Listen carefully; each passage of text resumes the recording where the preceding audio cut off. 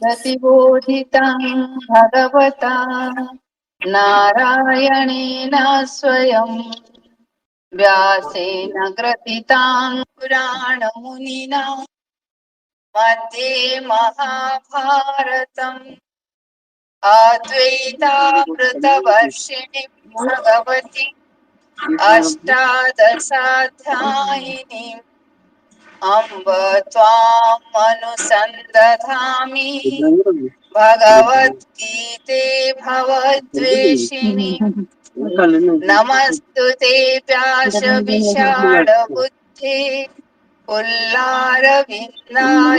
पत्रनेत्र येन त्वया भारततैलपूर्णः प्रज्वालितो ज्ञानमयप्रदीपः प्रपन्नपारिजाताय स्तोत्रवैत्रैकपाणये ज्ञानमुद्राय कृष्णाय गीतामृतदुहे नमः। शर्वोपनिषदो गावो दुग्धा गोपालनन्दना पार्थो वच्छः सुधीर्भोक्ता दुग्धं गीतामृतं महत् वसुदेवसुतं देवं कंसचाणूरमर्दनं देवकी परमानन्दं कृष्णं वन्दे जगद्गुरुम् भीष्मद्रोणतटा जयद्रथजला गन्धारनीलोत्पला शल्यग्राहवती कृपेण वहनी कर्णेन वेलाकुला अश्वत्थामाभिकर्णघोरमकरा दुर्योधनावर्तिनी सोतिर्नाखडु पाण्डवैरणनदी कैवर्तकः केशव पराशर्यवच सरोजममलम् गीतार्थगन्धोत्कटम् नानाख्यानककेशरं हरिकथा सम्बोधनाबोधितम् लोके सज्जन षट्पदैरहरः पेपीयमानं मुदा भूयाद् पंकजं कलिमलं प्रध्वंसिनः श्रेयसे मूकं करोति वाचालं पङ्गुं लङ्घयते गिरिं यत्कृपातमहं वन्दे परमानन्दमाधवम् यं ब्रह्मा वरुणेन्द्ररुद्रमरुतः स्तुन्वन्ति दिवैस्तवैर्वेदैः साङ्गपदक्रमोपनिषदैर्गायन्ति यं सामगाः ध्यानावस्थित तद्गतेन मनसा पश्यन्ति यं योगिनो यस्यं तं विदुः सुरासुरगणा देवाय तस्मै नमः देवाय तस्मै नमः देवाय तस्मै नमः।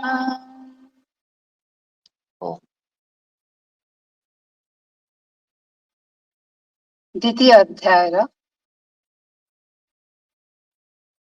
15 ଶ୍ଳୋକ ପର୍ଯ୍ୟନ୍ତ ଆମେ ଆଲୋଚନା କରି ସାରିଛେ।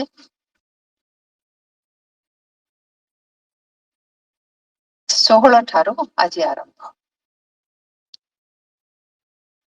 ସମ୍ୟକ ଭାବରେ ମୂଳରୁ ନର ଆଉ ନାରାୟଣଙ୍କର, ଶ୍ରୀକୃଷ୍ଣ ଆଉ ଅର୍ଜୁନଙ୍କର, ଭକ୍ତ ଆଉ ଭଗବାନଙ୍କର ଯୋଉ ଜୟଯାତ୍ରା, ଯାହାର ଲୀଳାଭୂମି ହେଉଛି ପୃଥିବୀ, ସେ ବିଷୟରେ ଏକ ସମ୍ୟକ ସୂଚନା ଦେବି। ଗୀତା ଅୟମ ଆରମ୍ଭ ହେଇଛି ବିଷାଦରୁ। ବିଷାଦଗ୍ରସ୍ତ କିଏ ସେ ହେଇଛନ୍ତି? ନା ଅର୍ଜୁନ ହେଇଛନ୍ତି। ଆଉ ଅର୍ଜୁନ କିଏ ସେ? ନା ସକଳ ମାନବ ଜାତିର ପ୍ରତିନିଧି। ଆଉ ଶ୍ରୀକୃଷ୍ଣ ହଉଛନ୍ତି ପରମ ବ୍ରହ୍ମ ପୁରୁଷୋତ୍ତମ, ଯିଏ ସମଗ୍ର ମାନବ ଜାତିକୁ ଉତ୍ଥିତ କରିବା ପାଇଁ ତାର ସଦା ସର୍ବଦା ଏ ପୃଥିବୀ ଉପରକୁ ଅବତରଣ କରି ଆସୁଛନ୍ତି। କାରଣ ତାକୁ ତାର ଅଭିବ୍ୟକ୍ତିର ଦିଗରେ, ତାର ପ୍ରକାଶ ଭୂମି ଦିଗରେ ତାକୁ ଛନ୍ଦମୟ କରି ବିକଶିତ କରିବା ଲାଗି। ତେଣୁ ଏ ପୃଥିବୀ ହଉଛି ପ୍ରଭୁଙ୍କର ଲୀଳାଭୂମି ଏବଂ ସେଥିପାଇଁ ମଣିଷ ହଉଛି ଭଗବାନଙ୍କର ସୃଷ୍ଟିର ସର୍ବଶ୍ରେଷ୍ଠ ଜୀବ, ଯାହାକୁ ଭଗବାନ ସବୁବେଳେ ଆଶା କରିଛନ୍ତି ଯେ ତାରି ଭିତରେ ତାଙ୍କର ପୂର୍ଣ୍ଣ ପ୍ରକାଶ ହବା, ଏହା ହିଁ ତାଙ୍କର ଉଦ୍ଦେଶ୍ୟ ସୃଷ୍ଟିର। ସେ ନିଜକୁ ପୂର୍ଣ୍ଣ ରୂପରେ ପ୍ରକାଶ କରିବାକୁ ଚାହାନ୍ତି, ଅଭିବ୍ୟକ୍ତ କରିବାକୁ ଚାହାନ୍ତି। ତେଣୁ ଅର୍ଜୁନ ଯେତେବେଳେ ବିଷାଦଗ୍ରସ୍ତ ଅର୍ଥ, ଯେତେବେଳେ ସେ ଜୀବନର ଯୋଉ ମହାନ ଉଦ୍ଦେଶ୍ୟ, ସେ ଉଦ୍ଦେଶ୍ୟକୁ ଯେତେବେଳେ ସେ ଆତ୍ମବିସ୍ମୃତ ହେଇଯାଇଛନ୍ତି, ଆଉ ମାନୁଷୀ ଚେତନାର ଭୂମିରେ, ଏହି ମାନୁଷୀ ଚେତନାର ଭୂମିରେ ସେ ଯେତେବେଳେ ଅଟକି ଯାଇଛନ୍ତି, ତାଙ୍କୁ ଭଗବାନ ଧୀରେ ଧୀରେ ତାକୁ ଉତ୍ତୋଳିତ କରୁଛନ୍ତି ତାଙ୍କର ଚେତନାକୁ। ତେଣୁ ପ୍ରଥମ ଯୋଉ କେତୋଟି ରହିଛି ଆମର 15ଟି ଶ୍ଲୋକ, ସେଥିରେ ଆମେ ଦେଖୁଛେ ଯେ ଭଗବାନ ତାକୁ ଉତ୍ସାହିତ କରୁଛନ୍ତି, କେତେବେଳେ ତିରସ୍କାର କରୁଛନ୍ତି, ଭର୍ଚ୍ଛନା କରୁଛନ୍ତି, ଏବଂ ସର୍ବୋପରି ଯେତେବେଳେ ସେ ଏଭଳି ଏକ ଭୂମିକୁ ଅର୍ଜୁନକୁ ପ୍ରସ୍ତୁତ କରି ଆଣୁଛନ୍ତି, ଯୋଉଠି ଆଉ କୌଣସି ମାନସୀ ଯୋଉ ଭାବନା, ସେ ଭାବନାର ଆଉ ସ୍ଥାନ ନାହିଁ। ଏଠି ଭଗବାନ ଅର୍ଜୁନକୁ ଏଭଳି ଏକ ସ୍ଥାନକୁ ଆଣୁଛନ୍ତି ଯୋଉଠି କଥା ଉଠୁଛି ବିଙ୍ଗ ଆଉ ବିକମିଙ୍ଗ ର, ପୁରୁଷ ଆଉ ପ୍ରକୃତିଙ୍କର, ସତ୍ ଆଉ ଅସତର। ଏଇ ଯୋଉ ରହସ୍ୟଟି, ମାନେ ସିଧା 16 ଶ୍ଲୋକରୁ ଭଗବାନ ଆମକୁ ବେଦାନ୍ତର ଯୋଉ ଗଭୀର ତତ୍ଵ, ସେ ତତ୍ଵକୁ ସେ ଆମ ଆଗରେ ପ୍ରକାଶ କରିବେ।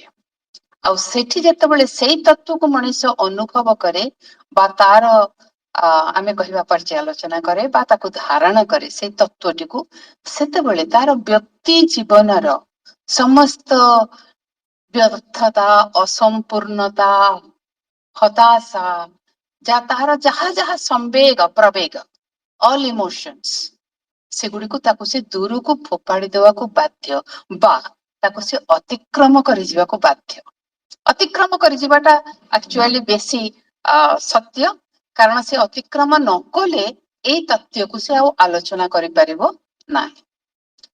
ସାଧାରଣରେ ଆପଣ ମାନେ ଦେଖୁଥିବେ ଯୋଉ ଧାର୍ମିକ ଜୀବନ ଥାଏ, ସେଠି ମଣିଷର କଣ ଥାଏ? ଅସଂଖ୍ୟ ଯାଚନା, ଅସଂଖ୍ୟ କାମନାକୁ ପରିପୂରଣ କରିବା ଲାଗି ସିଏ ଭଗବାନଙ୍କ ପାଖରେ ନତଜାନୁ ହେଇ ପ୍ରାର୍ଥନା କରୁଥାଏ ଯେ ପ୍ରଭୁ, ମୋର ସମସ୍ତ କାମନା ମାନଙ୍କୁ ତୁମେ ପୂରଣ କରିଦିଅ। ଏତିକି ମାତ୍ର କଥା।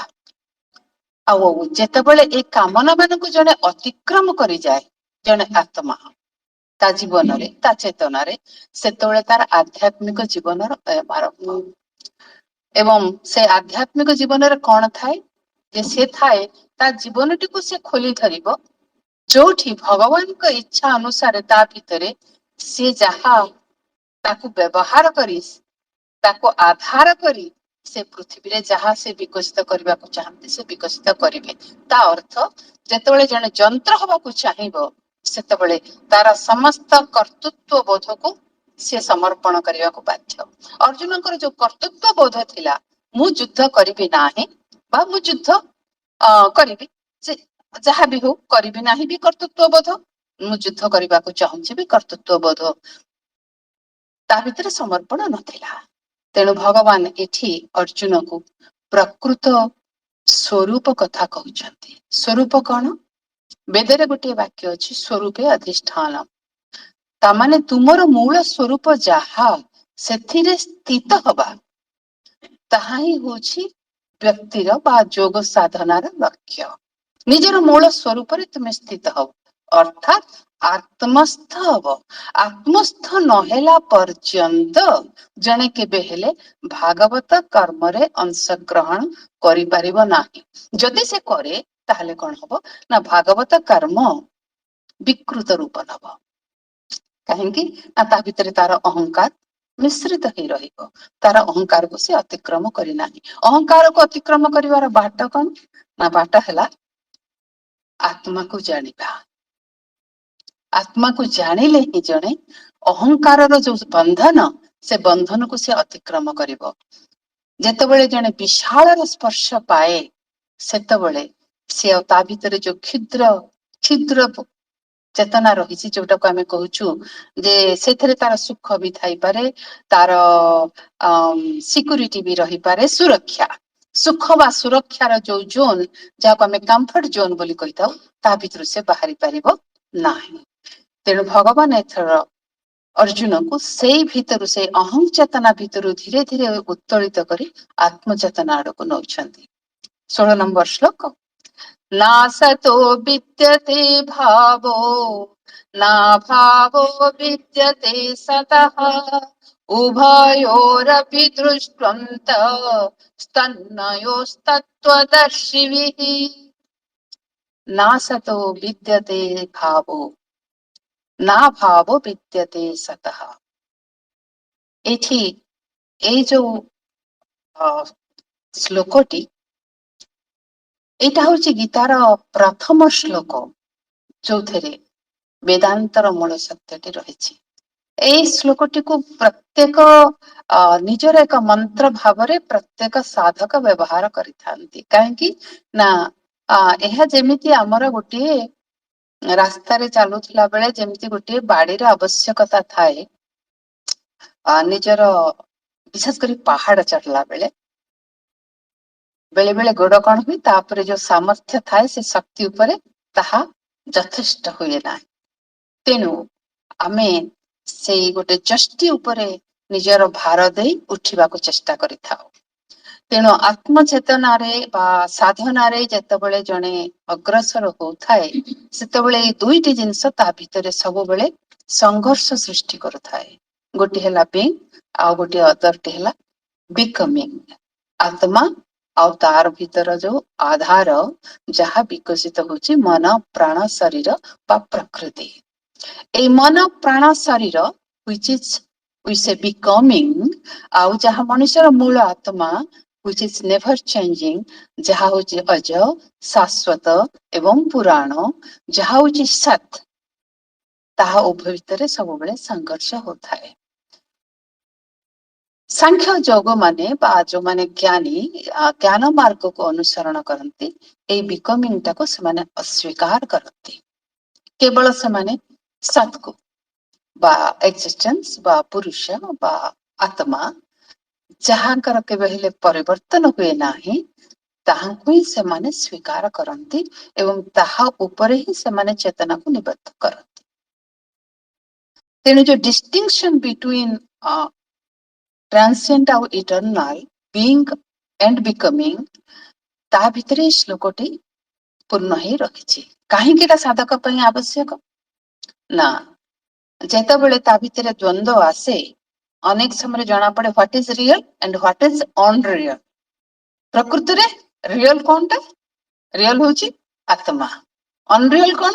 ଅନରିଅଲ ହଉଛି ତମର ଯୋଉ ଏକ୍ସପିରିଏନ୍ସିଆଲ ପ୍ରୋସେସ ଅଫ ଲାଇଫ, ଯୋଉଟା କି ତୁମେ ଭାବୁଛ ସେଇଟା ହିଁ ଜୀବନ। ଅଲ ଏକ୍ସପିରିଏନ୍ସେସ୍, ସେଟା ହଉଛି ଜୀବନ। ତୁମେ ଭାବୁଛ ଦିସ୍ ଇଜ ମାଇ ଲାଇଫ, କିନ୍ତୁ ତାର ଅନ୍ତରାଳରେ ଯାହା ଅଛି ତାହା ହଉଛି ପ୍ରକୃତରେ ତୁମର ମୂଳ ସ୍ୱରୂପ, ଯାହାର କୌଣସି ପରିବର୍ତ୍ତନ ହୁଏ ନାହିଁ, which is real। ବର୍ତ୍ତମାନ ପ୍ରଶ୍ନ ହଉଛି ଯେ ଆତ୍ମା ଭିତରେ ଶରୀର ଅଛନ୍ତି ନା ଶରୀର ଭିତରେ ଆତ୍ମା ଅଛନ୍ତି? ଭଲ ପ୍ରଶ୍ନ କି ନୁହେଁ? ସୁନ୍ଦର ପ୍ରଶ୍ନଟିଏ, ଯେ ଆମେ କେମିତି ଜାଣିବା ଯୋଉଠି which is real, ତାମାନେ that is all ପରବଡି। ନା ସତ ବିଦ୍ୟତେ ଭାବ ନା ଭାବ ବିଦ୍ୟତେ ସତଃ। ତେଣୁ ଯାହା ସତ୍ୟ, ତାହା ଚିରନ୍ତନ ପୃଥିବୀରେ ଅଛି ଏବଂ ଯାହା ଅସତ୍ୟ, ତାହାର କୌଣସି ଅସ୍ତିତ୍ବ ନାହିଁ। କିନ୍ତୁ ଏ ଉଭୟ ଭିତରେ ଯୋଉ ଦ୍ୱନ୍ଦ୍ୱ ରହିଥାଏ, ଏ ଦ୍ୱନ୍ଦ୍ୱ ଭିତରେ ସବୁବେଳେ କଣ ହଉଥାଏ? ଜୀବାତ୍ମା ଘୁରି ବୁଲୁଥାଏ, କେତେବେଳେ being to becoming, becoming to being. ଏଇ ଭିତରେ ଚାଲି ଚାଲି ଚାଲି ଚାଲି କଣ ହେଇଯାଏ? ଲାଇଫ ସ୍ପାନ ଶେଷ ହେଇଯାଏ। ସେ ଗୋଟିକ ଭିତରେ ସ୍ଥିର ହେଇ ରହିପାରେ ନାହିଁ। ତ ଗୀତାର ଉଦ୍ଦେଶ୍ୟ କଣ? ବେଦାନ୍ତର ଏଇ ଯୋଉ ମୂଳ ଉଦ୍ଦେଶ୍ୟକୁ ଜୀବନକୁ ସ୍ୱୀକାର କରିବା ନା ଅସ୍ୱୀକାର କରିବା? This becoming, this process, to accept it or not accept it, reject it. Gita କଣ କହୁଛନ୍ତି? ଗୀତା କହୁଛନ୍ତି ଦିଟା ଯାକ ଜିନିଷକୁ ଦେଖିଲେ ହବନି। not only that, not only this. କଣ? ଉଭୟୋରପି ତୁଷ୍ଟନ୍ତୋ ସ୍ତନ୍ନୟୋ ତତ୍ତ୍ୱଦର୍ଶିବି। ଏ ଉଭୟର ଊର୍ଦ୍ଧ୍ୱକୁ ଯିଏ ଯାଇଛନ୍ତି, ଏ ଉଭୟର ଉପରେ ଯୋଉ ତତ୍ତ୍ୱ ଅଛି ତାକୁ ଯିଏ ଦେଖିଛନ୍ତି, ସେ ହଉଛନ୍ତି ପ୍ରକୃତ ତତ୍ତ୍ୱଦର୍ଶୀ, ପ୍ରକୃତ ଜ୍ଞାନୀ। ଶଙ୍କରାଚାର୍ଯ୍ୟ କହିଲେ ଯେ ବ୍ରହ୍ମ ସତ୍ୟ ଜଗନ୍ ମିଥ୍ୟା, ଜୀବ ବ୍ରହ୍ମୈବ ନ ପରଃ। ଅର୍ଥାତ୍ ଏ ବିକମିଂ ବୋଲି ଯାହା ଦେଖାଯାଉଛି, ବାସ୍ତବରେ ବହୁ ରୂପରେ ଯାହା ପ୍ରତୀୟମାନ ହଉଛି, ତାହା ବ୍ରହ୍ମ ବ୍ୟତୀତ ଆଉ କିଛି ନୁହେଁ। ଏହାର ତାକୁ ବାଦ ଦେଇକି ଏହାର କିଛି ଅସ୍ତିତ୍ୱ ନାହିଁ। ସିଏ ଅଛି ବୋଲି ଏସବୁ ପ୍ରତିଭାତ ହଉଛି। କେମିତି ନା ବିମ୍ବ ଅଛି ବୋଲି ଅସଂଖ୍ୟ ପ୍ରତିବିମ୍ବ ସୃଷ୍ଟି ହଉଛି। ଯଦି ହଁ ହଁ, କିନ୍ତୁ ମାନେ ସେଟା ହେଲା ପଜିଟିଭ ନେଗେଟିଭ। ହଁ ହଁ, ଆପଣଙ୍କର ସାଇନ୍ସରେ ବି ସେଟା ନାହିଁ କି ନ୍ୟୁଟ୍ରନ, ପ୍ରୋଟନ ଆଣ୍ଡ ଇଲେକ୍ଟ୍ରନ ଦିଟା ଯାକ ଗୋଟେ ପଜିଟିଭ ଆଉ ଗୋଟେ ନେଗେଟିଭ ଭିତରେ ଯୋଉଟା neutral basis, that is the much higher which is holding these two. This is holding the of these two. ହଁ, combined ବା ତାର ଉର୍ଦ୍ଧ୍ୱସ୍ଥ ସତ୍ତା। ତ ଆମର ସେ ତତ୍ତ୍ୱ ବି ଆମେ ଯିବା ଯେ କ୍ଷର, ଅକ୍ଷର ଆଣ୍ଡ ପୁରୁଷୋତ୍ତମ। ତ ଯାହା କ୍ଷର that is becoming, କାରଣ ସେଟା ହଉଛି ଟ୍ରାନ୍ସିଏଣ୍ଟ। ପରିମୂର୍ତ୍ତରେ ତାହା ପରିବର୍ତ୍ତିତ ହେଇ ଚାଲିଛି। ଆଉ ଯାହା ଅନନ୍ତ, ଶାଶ୍ୱତ ଏବଂ ପୁରାଣ, ଯାହାର କୌଣସି ପରିବର୍ତ୍ତନ ନାହିଁ, ଯିଏ ଚିର ଅପରିବର୍ତ୍ତନୀୟ, ଇଏ ସବୁଠାରୁ ଅଥଚ ପୂର୍ଣ୍ଣ ଭାବରେ ନୂତନ କାହିଁକି କରିଯାଏ। ଆମେ କହୁନା ପୁରୁଣା ହେଇଗଲା, କିନ୍ତୁ ନା, ଏ ପୁରୁଣା ସର୍ବ ପୁରାତନ, କିନ୍ତୁ ସେ ସର୍ବଠାରୁ ନୂତନ ମଧ୍ୟ। କାହିଁକି ନା ତାର କୌଣସି ପରିବର୍ତ୍ତନ ନାହିଁ। ପୁରାତନ କାହିଁକି ନା ତାହା ମୂଳରୁ ତାହାର ଅସ୍ତିତ୍ୱ ଅଛି। ନୂତନ କାହିଁକି ନା ପ୍ରତ୍ୟେକ ମୁହୂର୍ତ୍ତରେ ତାହା ଆମ ଆଗରେ ଯେତେବେଳେ ପ୍ରକାଶିତ ହଉଛନ୍ତି, ତାଙ୍କୁ ଆମକୁ ମନେ ହଉଛି ଯେ we never knew it। ଆମକୁ ଉଦ୍ଭାସିତ କରୁଛନ୍ତି, ଯାହା ଆମ ଚେତନାକୁ ଉଦ୍ଭାସିତ କରେ, ଆମକୁ ତାହା ନୂତନ ରୂପରେ ପ୍ରତୀୟମାନ ହୁଏ। ତେଣୁ ଯୋଉ ସତ୍ ଅସତ୍ର ଯୋଉ ବିବେକ ଆଉ ଆତ୍ମାର ଯୋଉ ଅମରତ୍ୱ, ତାହା ହେଉଛି ଏହି ଶ୍ଲୋକର ପ୍ରକୃତ ବିଚାର। ତେଣୁ ଶ୍ରୀ ଅରବିନ୍ଦଙ୍କ ଯୋଉ ବ୍ୟାଖ୍ୟା, ଗୀତାର ଏହି ବ୍ୟାଖ୍ୟାଟି ଶ୍ରୀ ଅରବିନ୍ଦ ଯେଭଳି ଭାବରେ କରୁଛନ୍ତି, ତେଣୁ ସେ ଶ୍ରୀ ଅରବିନ୍ଦଙ୍କ କଥାରେ ଯେ seer of truth perceive the boundary between the two। କେମିତି ନା ସତ୍ ଆଉ ଅସତ୍ ଉଭୟ ଭିତରେ ଗୋଟେ ରହିଛି, ଏକ ଅଦୃଶ୍ୟ ସଂଯୋଗ ସୂତ୍ର ରହିଛି। ଅଦୃଶ୍ୟ ସଂଯୋଗ ସୂତ୍ର ରହିଛି ଏବଂ ସେ ଅଦୃଶ୍ୟ ସଂଯୋଗ ସୂତ୍ରଟିକୁ ଯେତେବେଳେ ଜଣେ ନିଜେ ଆବିଷ୍କାର କରେ, ସେତେବେଳେ ସେ କଣ କରେ ନା ଦୁଇଟି ଯାକ ସମାନ ଭାବରେ ସ୍ୱୀକାର କରି ତାକୁ ଅତିକ୍ରମ କରେ। ଆପଣ ମାନେ ଯେତେବେଳେ ଭାବିବେ କେବଳ ଆତ୍ମା ହିଁ ସତ୍ୟ, ଆତ୍ମା ହିଁ ଚିରନ୍ତନ, ଆତ୍ମା ହିଁ ସତ୍ୟ, ତାହେଲେ ଆତ୍ମା ଯାହାକୁ ମାଧ୍ୟମ କରି ପ୍ରକାଶିତ ଆଉ ବିବର୍ତ୍ତିତ ହଉଛନ୍ତି, ତାକୁ ଅସ୍ୱୀକାର କରାଗଲା। ତେଣୁ ତାକୁ ଯଦି ଅସ୍ୱୀକାର କରାଗଲା, ଆତ୍ମା ଥିଲେ ମଧ୍ୟ ତାକୁ ପ୍ରମାଣ କରିବାର କୌଣସି ଉପାୟ ନାହିଁ। ପ୍ରମାଣ କରିବାର କିଛି ଉପାୟ ନାହିଁ, ଅଛି କି? କାହିଁକି ତାହା ଦୃଶ୍ୟମାନ ହଉନାହିଁ, ତାହା ଦୃଶ୍ୟମାନ ହଉନାହାନ୍ତି, ତାଙ୍କର ଶକ୍ତି ପ୍ରକାଶିତ ହଉନାହାନ୍ତି। ଯଦି କେବଳ ଯାହା ଯାହା ଦ୍ଵାରା ସେ ପ୍ରକାଶିତ ହଉଛନ୍ତି, ଯାହା ଅସଲ ବୋଲି ମନେ ହଉଛି, which is changeable, which is transient, ତାକୁ ଯଦି ଆମେ ସ୍ୱୀକାର କଲୁ ସତ୍ୟ ବୋଲି, ତାହେଲେ ଯାହା ତାର ଉତ୍ସ, ଯାହା ଦ୍ଵାରା ଏହା ଦ୍ରୁତ ହେଇଛି, ତାହାକୁ ତୁମେ ଗ୍ରହଣ କରିପାରୁନାହ, ତାକୁ ଗ୍ରହଣ କଲେ ଆକୁ ଗ୍ରହଣ କରିପାରୁନାହ। ତେଣୁ ଏଇ ଯୋଉ ମଣିଷ ଭିତରେ ଯୋଉ ବିଭେଦ ସୃଷ୍ଟି ହେଇଛି, ଯୋଉ ବିବେକ, ସତ୍ ଆଉ ଅସତ୍ର ଯୋଉ ବିବେକ ରହିଛି, ସେ ବିବେକକୁ କିଏ ପ୍ରକୃତରେ ତତ୍ତ୍ୱଦର୍ଶୀ? ନା ଯିଏ କେବଳ ଆତ୍ମାକୁ ଜାଣନ୍ତି ସେ ନୁହନ୍ତି, ଏବଂ ଯିଏ କେବଳ ପ୍ରକୃତିକୁ ଆଧାରକୁ ଜାଣନ୍ତି ସେ ବି ନୁହନ୍ତି, ଯିଏ ଜଗତ ସୃଷ୍ଟ ଜଗତକୁ ଜାଣନ୍ତି ସେ ବି ନୁହନ୍ତି। କିଏ ନା ଉଭୟଙ୍କର ଏଇ ଯୋଉ ରହିଛି ସମ୍ଭାବନା, ଉଭୟଙ୍କ ଦ୍ଵାରା ମିଳିତ ରୂପରେ ତାକୁ ଯିଏ ଜାଣନ୍ତି ଏବଂ ତାର ଉର୍ଦ୍ଧ୍ୱକୁ ଯିଏ ଯାଇଛନ୍ତି ସିଏ ହେଉଛନ୍ତି ପ୍ରକୃତ ତତ୍ତ୍ୱଦର୍ଶୀ। ଏକଥା କହିବାର ଗୋଟେ ଉଦ୍ଦେଶ୍ୟ ବି ଶ୍ରୀକୃଷ୍ଣଙ୍କର ଅଛି। କାହିଁକି ନା ସେ ପ୍ରଥମେ ଏଠି ଆତ୍ମାର ଅମରତ୍ୱ କଥା ହିଁ କହିବେ। କାହିଁକି ନା ତୁମେ ଯଦି ତୁମର ଆତ୍ମାକୁ ନ ଜାଣ ତାହେଲେ ଏ ଜଗତର କର୍ମକୁ ତୁମେ କରିପାରିବ ନାହିଁ। କାହିଁକି ନା ତୁମେ ସବୁବେଳେ ଭୟ କରିବ। ଭୟ କାହିଁକି କରିବ ନା ଏ ଶରୀର ତାର ଭୟ ଅଛି, ନଷ୍ଟ ହବାର ଭୟ ଅଛି, କର୍ମ ଫଳର ଭୟ ଅଛି। ତେଣୁ ତୁମେ ସବୁବେଳେ ପଶ୍ଚାତପଦ ହବ ଯେ ମୁଁ ଏଇଟା କରିବି କି କରିବି ନାହିଁ। ଆଉ କର୍ମ କଣ କରିବି, ମୁଁ ବନ୍ଧନରେ ପଡିବି ନା ପଡିବି ନାହିଁ। କିଏ କେବଳ କର୍ମ କରିପାରିବ ନା ଯିଏ କର୍ମର ରହସ୍ୟକୁ ଜାଣିଛି। କର୍ମର ରହସ୍ୟକୁ କିଏ ଜାଣିପାରିବ ନା ଯିଏ କର୍ମର ଉତ୍ସକୁ ଜାଣନ୍ତି। କର୍ମର ଉତ୍ସ କୋଉଠି ନା ବିଶାର୍ଦ କର୍ମ ସଙ୍ଗୀତ। ଏ ସମଗ୍ର ଜଗତ ହେଉଛି ସେହି କର୍ମର ସୃଷ୍ଟି ଏବଂ ସେ କର୍ମ ହଉଛି ମହାଯଜ୍ଞ। ସେ ମହାଯଜ୍ଞରେ ତୁମେ ହଉଛ ଏକ ଅଂଶ। ସୁତରାଂ ତୁମର ଜୀବନକୁ ଯଜ୍ଞାୟିତ କରିବାକୁ ହିଁ ହବ। ଯଜ୍ଞାୟିତ ଅର୍ଥ କଣ ନା କନସେକ୍ରେସନ। You have to offer your life, you have to offer your thought, you have to offer your consciousness, you have to offer your action. କେମିତି ନା ଆଜ ଏ ନୈବେଦ୍ୟ, ଆହୁତି, ହବନ। ତୁମର ଜୀବନ ହବ ଏକ ତାଙ୍କ ଚରଣ ତଳେ ଏକ ହବନ, ଯେ ଯଜ୍ଞେଶ୍ଵର, ଯେ ଏ ଜଗତର ସ୍ରଷ୍ଟା। ଏବଂ ସେଇଟା କେତେବେଳେ ଜଣେ କରିପାରିବ ଯେତେବେଳେ ସେ ଏଇଟା ଉପଲବ୍ଧି କରିବ ଯେ ଆମର ଆତ୍ମା ହଉଛି ଅବିନାଶ, ତାର ବିନାଶ ନାହିଁ। ଏବଂ ତାହା ହଉଛି ମୂଳ ସତ୍ୟ। ତାହା ବ୍ୟତୀତ ଆଉ କୌଣସି ଯୋଉ ଆମେ କହିପାରିବା ଯୋଉ ପାରମାର୍ଥିକ ସତ୍ୟ, ଆତ୍ମା ହଉଛି ପାରମାର୍ଥିକ ସତ୍ୟ। ଆଉ ଯୋଉ ବ୍ୟବହାରିକ ସତ୍ୟର ଏଇ ଯୋଉ ଜଗତ ଯାହାକୁ ଆମେ ସତ୍ୟ ବୋଲି ଭାବୁଛୁ ତାହାର ପ୍ରକୃତରେ ମୂଳ ଅସ୍ତିତ୍ଵ କିଛି ନାହିଁ। କାହିଁକି ନା ପରିମୂର୍ତ୍ତରେ ତାହା ପରିବର୍ତ୍ତିତ ହେଇ ହେଇ ଚାଲିଛି। ତେଣୁ ଏଠି କୁହାଯାଉଛି ଯେ ଭଗବାନଙ୍କର ଏଇ ଯୋଉ ଅସ୍ତିତ୍ଵ ବା ସତ୍ୟକୁ ଜଣେ କେତେବେଳେ ଉପଲବ୍ଧି କରିବ ନା ଈଶାବାସ୍ୟମିଦଂ ସର୍ବଂ ଯତ୍କିଞ୍ଚ ଜଗତ୍ୟା ଜଗତ୍ ତେନ ତ୍ୟକ୍ତେନ ଭୁଞ୍ଜିଥା ମା କ୍ରୋଧଃ କସ୍ୟଚିତ୍ ଧନମ୍। ଯେତେବେଳେ ତୁମେ ତାଙ୍କର ଏ ସମଗ୍ର ଜଗତକୁ ଆବାସ ସ୍ଥଳୀ ବୋଲି ଅନୁଭବ କରିବ, ଉପଲବ୍ଧି କରିବ, ତମେ ଜୀବନକୁ କେମିତି ଭୋଗ କରିବ ନା ତ୍ୟାଗ ମାଧ୍ୟମରେ ଭୋଗ କରିବ। ଏଇଟା ହେଲା ଜିଷ୍ଟ। ଏ ସବୁ କିଛି କୁ, ଏ ସଂସାରକୁ ତୁମେ କେମିତି ଭୋଗ କରିବ ନା ତ୍ୟାଗ ମାଧ୍ୟମରେ ଭୋଗ କରିବ। By offering you will receive, by offering not by acquiring। ସଂସାରରେ ସକଳ ଜିନିଷକୁ ମଣିଷ କେବଳ ଆକ୍ୱାର କରେ କାହିଁକି ନା ତାର ଏଇଟା ଥାଏ ଯେ ସେ କେତେବେଳେ ଏଇ ସବୁ ଜିନିଷକୁ ହରେଇ ବସିବ, ଏଇ ଭୟ ଥାଏ। ଏ ଭୟ ଯୋଗୁ ସେ ସବୁବେଳେ କଣ କରୁଥାଏ, ଗ୍ରୀଡି ହେଇଥାଏ, ପ୍ରଲୋଭନ ଆସିଥାଏ, ଆଉ ସେ ତାକୁ ଆଧାର କରି ପ୍ରତି ମୁହୂର୍ତ୍ତରେ କଣ କରିଥାଏ ନା ସିଏ ସବୁ ଜିନିଷକୁ ଠୁଳ କରୁଥାଏ।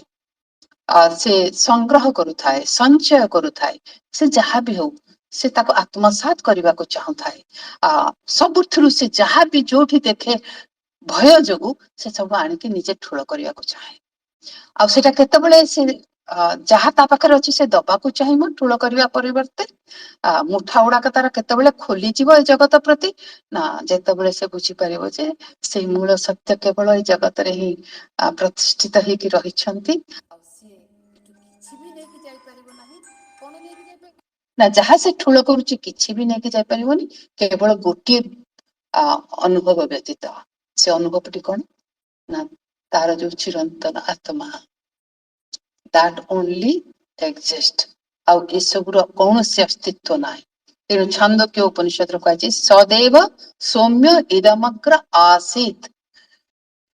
ସୃଷ୍ଟିର ଆରମ୍ଭରେ କେବଳ ସେ ହିଁ ଥିଲେ, ସେଇ ଅସ୍ତିତ୍ଵ ହିଁ ଥିଲା। ଆଉ ଯାହା ଥିଲା ତାହା ହିଁ ହଉଛି ସତ୍। What exists କଥା କହୁଛ ନା, ଯୋଉ ସତ୍ means that exist, ଯାହା ଅଛି। ଓଡିଆରେ ଅତି ସହଜ ସରଳରେ ଯାହା ଅଛି ତାହା ହଉଛି ସତ୍, ଯାହା ନାହିଁ ତାହା ହଉଛି ଅସତ୍। ଯାହା ନାହିଁ ଅର୍ଥ ଯାହାର ଅସ୍ତିତ୍ଵ ନାହିଁ। ଅସ୍ତିତ୍ଵ ନାହିଁ ବୋଲି ଆମେ କେମିତି କହିବା, ଯେମିତି ଆକାଶରେ ସୂର୍ଯ୍ୟ ଅଛନ୍ତି, ଅଜସ୍ର ପାତ୍ର ଅଛି, ଅଜସ୍ର ପାତ୍ରରେ ଯୋଉଠି ପାଣି ଅଛି ପାଣି ଭିତରେ ତାହା ପ୍ରତିବିମ୍ବିତ ହଉଛନ୍ତି। ସେ ସୂର୍ଯ୍ୟ ନା ନାଇଁ? ତ ସେ ସୂର୍ଯ୍ୟ ଯେତେବେଳେ ଭାଙ୍ଗି ଯାଏ, ସେ ପାତ୍ର ସବୁ ଭାଙ୍ଗି ଯାଏ ବା ଚହଲି ଯାଏ, ସେ ଭିତରେ ଯୋଉ ଦେଖାଯାଉଥିବା ଯୋଉ ପ୍ରତିଫଳନଟି ନଷ୍ଟ ହେଇଯାଏ, କିନ୍ତୁ ସେଥିରେ ଆକାଶରେ ଥିବା ସୂର୍ଯ୍ୟଙ୍କର ତାହା ଅବିକୃତ ହେଇକି ସେ ରହିଥାନ୍ତି। ତେଣୁ ଏ ସଂସାରରେ ତୁମର ଯୋଉ ଅସ୍ତିତ୍ଵ ଏଠି ବିଭାଜିତ, ବିକଶିତ ଏବଂ ପ୍ରତି ମୁହୂର୍ତ୍ତରେ ପରିବର୍ତ୍ତିତ ହେଇ ହେଇ ଚାଲିଛି, ତାହା ତୁମେ ନୁହଁ। ତୁମେ କିଏ? ନା ତାର ଅନ୍ତରାଳରେ ତୁମର ଯୋଉ ଚିରନ୍ତନ ସତ୍ତା ରହିଛି, ତୁମର ସ୍ୱରୂପ ତାହା ହିଁ। ପରବର୍ତ୍ତୀ ଶ୍ଲୋକକୁ ଯିବା।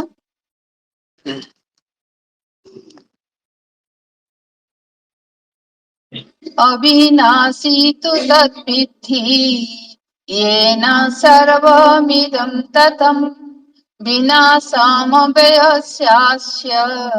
न कश्चित् कर्तुमर्हति। भगवान कहउଛନ୍ତି अर्जुनको जे ए परिदृश्यमान जगत सर्वम येन सर्वमिदं ततं, ए सर्वम परिदृश्यमान जगत ततम जहाँ परिव्याप्त ही रही, जहांक द्वारा, ये न जहांक द्वारा परिव्याप्त ही रही, तांकु कौन करिवु ना तत् विद्धि, तांकु तू जान, विद्धि तांकु तू जान,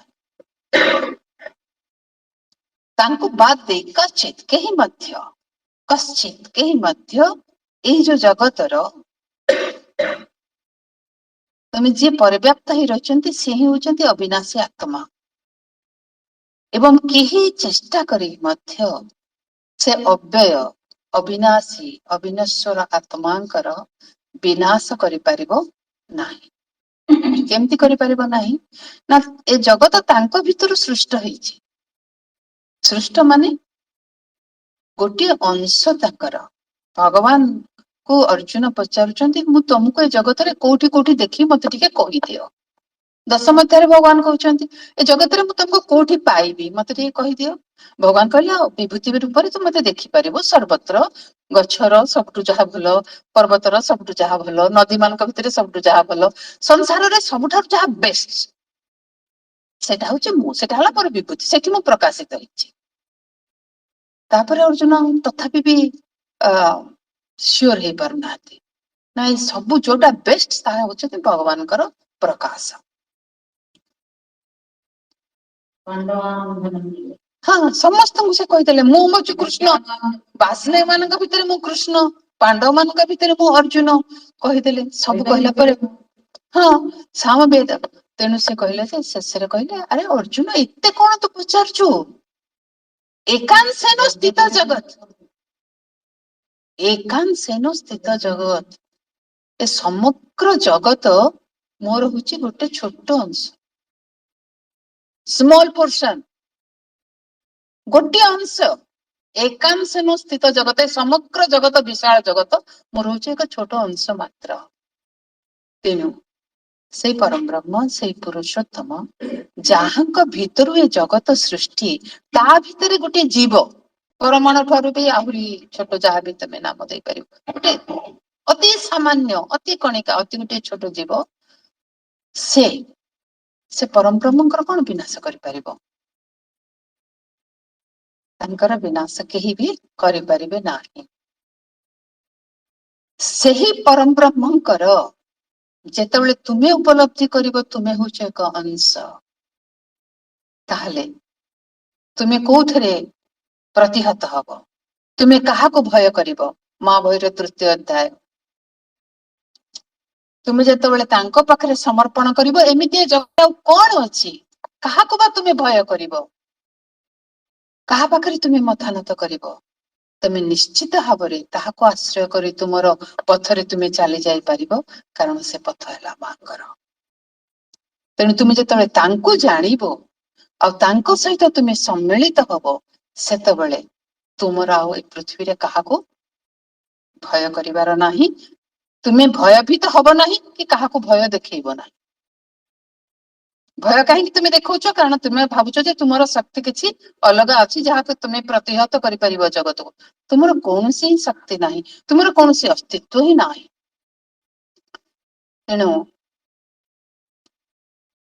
ସାବିତ୍ରୀରେ ଏଠି ଶ୍ରୀ ଅରବିନ୍ଦ କହୁଛନ୍ତି, a spirit bound in the forms of mind and life must learn from its own deep infinity.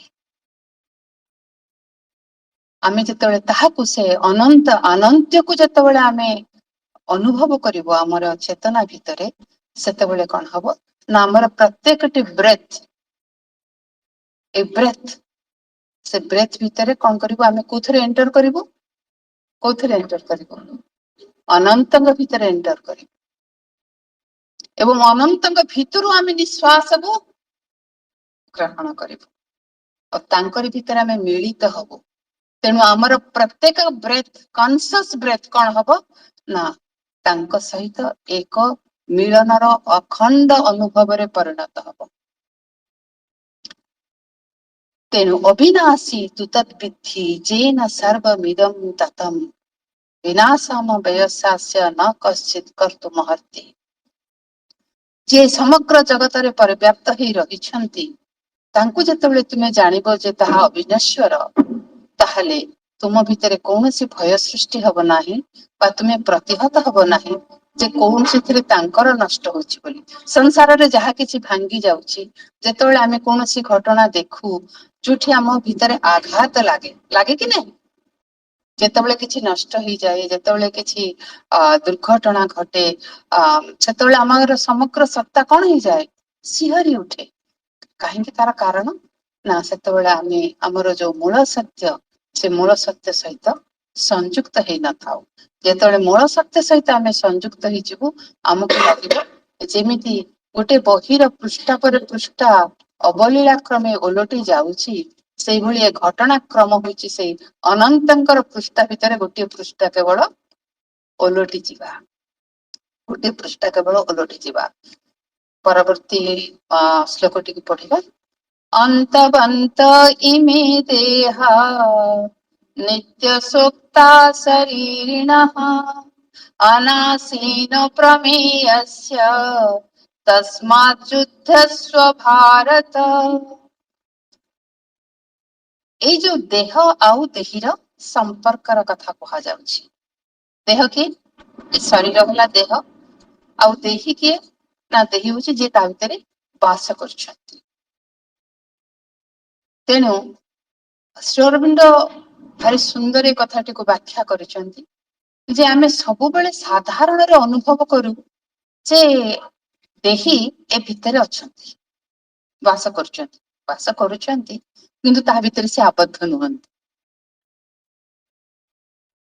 ଯେମିତି ଗୋଟେ ମାଠିଆ ଭିତରେ ଜଳ ଅଛି, ଜଳର ସ୍ୱରୂପ କଣ ତାହା ସହିତ ଆବଦ୍ଧ? ବାୟୁ ଅଛି, ବାୟୁ କଣ ସେ ପାତ୍ର ଭିତରେ ଆବଦ୍ଧ? ତା ଅନନ୍ତ ତାଙ୍କର ପ୍ରକାଶ ଭିତରୁ ସାମାନ୍ୟତମ ଅଂଶ ତା ଭିତରେ ଅଛି। ସେ ଅନନ୍ତତା ସହିତ ଏ ପାତ୍ରର ଭାଙ୍ଗିବା ଆଉ ରହିବା ଭିତରେ କୌଣସି ପାର୍ଥକ୍ୟ ନାହିଁ। ତେଣୁ ଅନ୍ତବନ୍ତ ମାନେ ଯାହାର, ଯେମିତି ଭାଗ୍ୟବନ୍ତ, ଧନବନ୍ତ, ସେମିତି ଅନ୍ତବନ୍ତ। ଭାରି ସୁନ୍ଦର ଶବ୍ଦ ଏଇଟା, ସଂସ୍କୃତରେ ଅଦ୍ଭୁତ ଅଦ୍ଭୁତ ଶବ୍ଦ ସବୁ ଅଛି। ଯାହାର ଅନ୍ତ ଅଛି ସେ ଅନ୍ତବନ୍ତ। ଧନ ଥିଲେ ଧନବନ୍ତ, ଭାଗ୍ୟ ଥିଲେ ଭାଗ୍ୟବନ୍ତ। ତେଣୁ ଭାରି ସୁନ୍ଦର ଶବ୍ଦଟିକୁ, ଭାରି ପୋଏଟିକ ଶବ୍ଦଟିକୁ ଭଗବାନ ଏଠି ବ୍ୟବହାର କରୁଛନ୍ତି, ଅନ୍ତବନ୍ତ ଇମେ ଦେହା। ଏଇ ଅନ୍ତବନ୍ତ ମାନେ ଯିଏ ଆ ଏଇ ଯୋଉ ଦେହ ଯାହା ବିନାଶଶୀଳ, ଏଇ ଦେହ, ଏଇ ଶରୀରକୁ ଯିଏ ଧାରଣ କରିଛନ୍ତି, ନିତ୍ୟ ସୁକ୍ତା ଶରୀରିଣଃ, ଏଇ ଶରୀରକୁ ଯିଏ ଧାରଣ କରିଛନ୍ତି, ସେ ହଉଛନ୍ତି କଣ ନା ନିତ୍ୟ, ଅନାଶୀନଃ ଏବଂ ଅପ୍ରମେୟସ୍ୟ, ସେ ଅବିନାଶୀ। ଏବଂ କାହିଁକି ଅପ୍ରମେୟ? ନା ତାଙ୍କୁ ଅପ୍ରମେୟ କାହିଁକି ନା ପ୍ରମାଣ ଦ୍ୱାରା ସେ ଅନୁପଲବ୍ଧ। ତମେ ଜାଣିପାରିବ କିନ୍ତୁ ଅନୁଭବ କରିପାରିବ, ଦେଖେଇ ପାରିବ। ଅନୁଭବ କରିପାରିବ କିନ୍ତୁ ଦେଖେଇ ପାରିବନି। କେମିତି ଦେଖେଇ ପାରିବନି? ନା ତୁମେ ଧ୍ୟାନରେ ଗୋଟେ ଭିଜନ ଦେଖିଲ, ତମ ବନ୍ଧୁକୁ ଦେଖେଇ ପାରିବ? ଦେଖେଇ।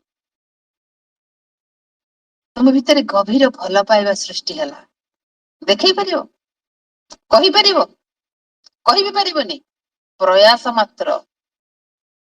ପ୍ରେମକୁ ପ୍ରକାଶ କରିବା ପାଇଁ ସମଗ୍ର ଶାସ୍ତ୍ର ପୃଥିବୀରେ ରଚିତ ହେଇଛି, କିନ୍ତୁ କେବଳ ସବୁ ଗୁଡିକ ପ୍ରୟାସ ମାତ୍ର। ପ୍ରେମ ସ୍ୱୟଂ ପୂର୍ଣ୍ଣ, ତାଙ୍କୁ ପୂର୍ଣ୍ଣ ରୂପରେ କେହି ପ୍ରକାଶ କରିପାରିବ ନାହିଁ।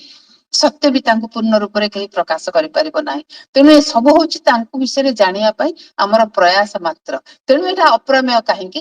ନା ଏହା ପ୍ରମାଣ ଦ୍ଵାରା ଲବ୍ଧ ନୁହେଁ, ପ୍ରମାଣ ଦ୍ଵାରା ତାହା ଲବ୍ଧ ନୁହେଁ। ତସ୍ମାତ୍ ଯୁଦ୍ଧସ୍ୱ ଭାରତ। ତେଣୁ ତୁମେ ଯୁଦ୍ଧ କର, ଭଗବାନ କହିଦେଲେ। କାହିଁକି ତୁମେ ଯୁଦ୍ଧ କର? ନା ଏ ଶରୀର ଯଦିଓ ତୁମକୁ ମନେ ହଉଛି ଆତ୍ମା ନିତ୍ୟ, ଅବିନାଶୀ ଏବଂ ଅପ୍ରମେୟ, ଯେତେବେଳେ ତୁମେ ଏକଥାକୁ ଜାଣିବ, ତୁମେ ଆଉ କାହାକୁ ଭୟ କରିବ? କାହିଁକି ଭୟ କରିବ? ଭୟ କରିବାର କିଛି କାରଣ ନାହିଁ।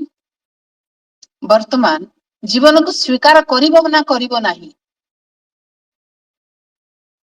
କୁହ, ଉତ୍ତର ଦିଅ। ଜୀବନକୁ ସ୍ୱୀକାର କରିବ ନା କରିବ ନାହିଁ? ଆତ୍ମାକୁ ଜାଣିଲ, ଜାଣିଦେଲେ ଯାହା ଚିରନ୍ତନ। ଏ ଜାଣିଲା ପରେ ଜୀବନକୁ ସ୍ୱୀକାର କରିବ ନା କରିବ ନାହିଁ? କାହିଁକି କରିବ?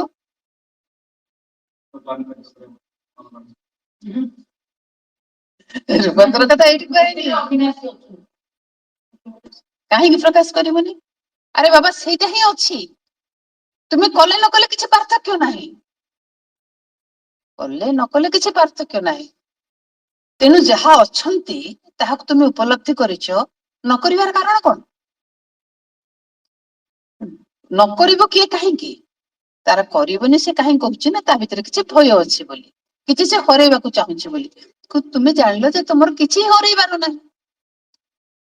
ତୁମେ ଯେତେବେଳେ ସ୍ୱୟଂ ପୂର୍ଣ୍ଣ ବୋଲି ଜାଣିବ, ତୁମେ ଆଉ ପଶ୍ଚାତପଦ ହବ କି? ଯୋଉମାନେ ସଂସାରକୁ ବା ଜୀବନକୁ ସ୍ୱୀକାର କରନ୍ତି ନାହିଁ, କାହିଁକି ସ୍ୱୀକାର କରନ୍ତି ନାହିଁ? କାରଣ ନିଜକୁ ହରେଇବାର ଭୟ ଥାଏ। ଏଠି ତୁମକୁ ହରେଇବାର ଭୟ ନାହିଁ, ତୁମେ ସ୍ୱୟଂ ପୂର୍ଣ୍ଣ। ତୁମେ ଯେତେବେଳେ ସ୍ୱୟଂ ପୂର୍ଣ୍ଣ ବୋଲି ଜାଣିଲ, ଅବିନାଶୀ ଏବଂ ଅବିନଶ୍ୱର ଏବଂ ଅନନ୍ତ, ତୁମର ଜନ୍ମ ନାହିଁ, ତୁମର ମୃତ୍ୟୁ ନାହିଁ, ଏକଥା ଜାଣିଲା ପରେ ଜୀବନକୁ ସ୍ୱୀକାର କରିବାରେ ଦୁଃଖ କଣ? ତେଣୁ ଜଣେ ଜୀବନକୁ ସ୍ୱୀକାର କରିବ। ଜୀବନକୁ ସ୍ୱୀକାର କରିବା ଅର୍ଥ କଣ? କଣ ଅର୍ଥ? ଯୁଦ୍ଧସ୍ୱ ଭାରତ। ତେଣୁ ତୁମେ ଯୁଦ୍ଧ କର। ଯୁଦ୍ଧ ଅର୍ଥ ଏଠି କଣ? ପ୍ରଥମ କ୍ଲାସରେ ଯାହା କହିଥିଲି ସବୁ ଭୁଲି ଯାଉଛ।